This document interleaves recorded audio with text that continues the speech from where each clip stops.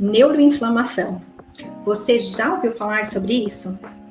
Eu sou a Gabi Massotti, sou psicóloga e neuropsicóloga e eu vim falar com vocês um pouquinho, conversar, bater um papo sobre a neuroinflamação e como esse tema ele faz uma correlação com a fibromialgia e com a neuropsicologia.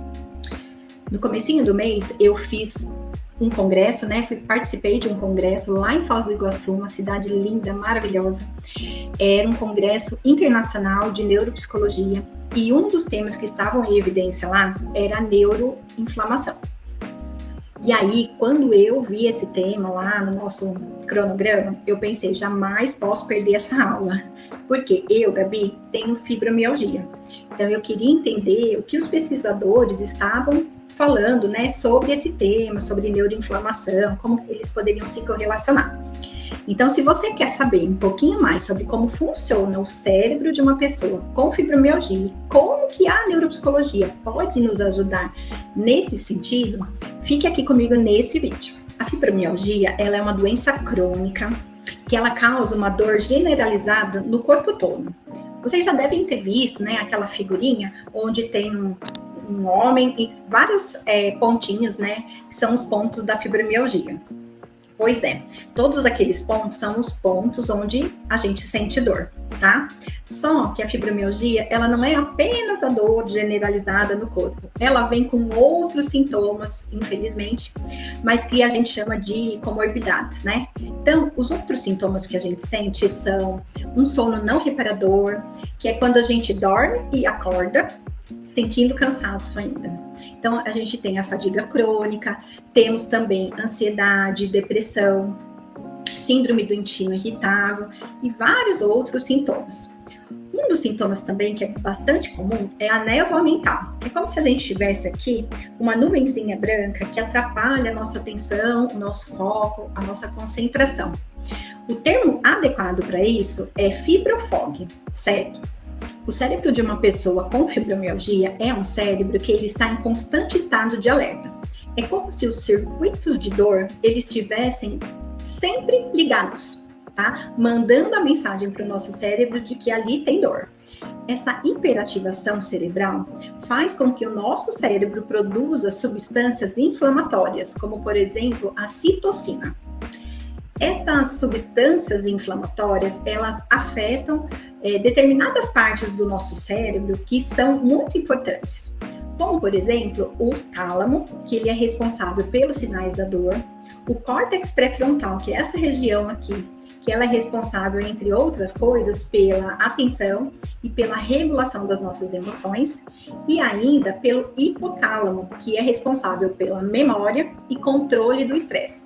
Então, por isso que com essas regiões afetadas, a gente acaba tendo esses sintomas, do fibrofog, da falta de atenção, da falta de memorização. Um exemplo prático é assim, quando você está lendo um texto e você precisa retomar esse texto várias vezes porque você não consegue se concentrar. Ou ainda, quando você fala, vou buscar alguma coisa no quarto e logo em seguida você já não lembra o que é que você ia buscar. Então esses são alguns exemplos práticos que a gente que tem fibromialgia acaba vivenciando. A fibrofog, que é a névoa mental, ela ocorre porque o cérebro ele está demandando muita energia para tentar regular aquela dor. É como se o cérebro falasse assim, eu preciso mandar energia toda para cá para tentar regular essa dor e acaba que as outras coisas, atenção, memória, acabam ficando sem energia e por conta disso elas não funcionam corretamente, adequadamente. E é aqui que a neuropsicologia entra como uma nossa aliada. A neuropsicologia é como se a gente fizesse um mapeamento cerebral e ela vai identificar quais as funções que estão preservadas, quais as funções estão mais lentificadas ou estão em prejuízo. E aí, com esse laudo neuropsicológico, a gente que é neuropsicólogo consegue fazer um planejamento estratégico para estimular essas funções que estão em prejuízo. Você levando esse laudo também para o seu médico, ele vai conseguir fazer também um planejamento do seu tratamento. Ele vai conseguir perceber quais as funções estão prejudicadas e qual é o melhor medicamento para atuar nessas funções específicas. Então, o seu caso acaba se tornando individualizado para aquele médico, para que ele possa passar o melhor tratamento para você. Eu gosto de pensar que o cérebro do fibromialgico, ele não está doente.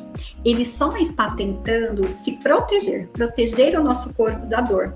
Só que com isso, ele acaba entrando em exaustão. E quando a gente entende isso, o nosso sofrimento, ele muda de lugar.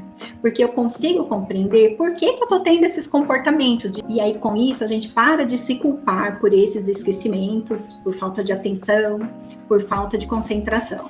E a neuropsicologia, ela nos auxilia a encontrar novos caminhos para o tratamento, para que a gente consiga ter uma melhor qualidade de vida, enquanto a gente não descobre a cura para essa doença. Porque eu acredito que um dia a gente vai descobrir sim. Se você tem fibromialgia ou conhece alguém que tem, lembre-se sempre, o cérebro dessa pessoa também precisa ser cuidado. Muitas vezes a gente cuida da nossa alimentação, a gente cuida do nosso físico, mas a gente esquece de cuidar do cérebro.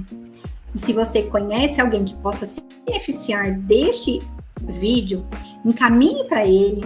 E se você quer que eu faça mais conteúdos falando desse assunto de neuroinflamação, de neuropsicologia e de fibromialgia, deixe aqui um comentário. Me conte se você tem essa doença e como você faz o seu tratamento.